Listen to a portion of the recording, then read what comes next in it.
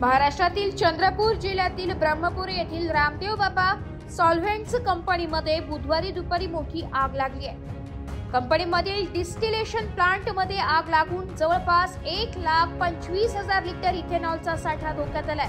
आग लागल्याची माहिती मिळताच स्थानिक कर्मचारी बाहेर पडल्याने सुदैवाने कोणतीही जीवितहानी झालेली नाही अशी प्राथमिक माहिती समोर येत आहे। घटनास्थळी तत्काळ ब्रह्मपुरी, नागभीड, सिंदेवाही आणि मूल येथील अग्निशामक दल दाखल झाले।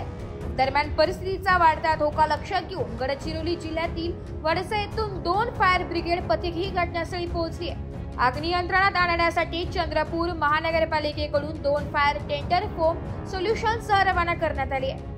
डिस्टिलेशन प्लांटमध्ये असलेल्या ज्वलनशील रसायनांमुळे आग वेगाने पसरली असून अग्निशामक दलाला ती नियंत्रित करण्यात अडचणी येत आहे। तरीही सर्व पथके संयुक्तरित्या आग आटोक्यात आणण्यासाठी प्रयत्नशील आहे। घटनास्थळी स्थानिक पोलीस व प्रशासन सतर्क राहत परिस्थितीवर लक्ष ठेवून असून सध्या तरी कोणत्याही प्रकारची जीवितहानी झाल्याची नोंद नाही आहे। एस मराठी न्यूज साठी जिल्हा प्रतिनिधी वहाब अली सय्यद, चंद्रपूर।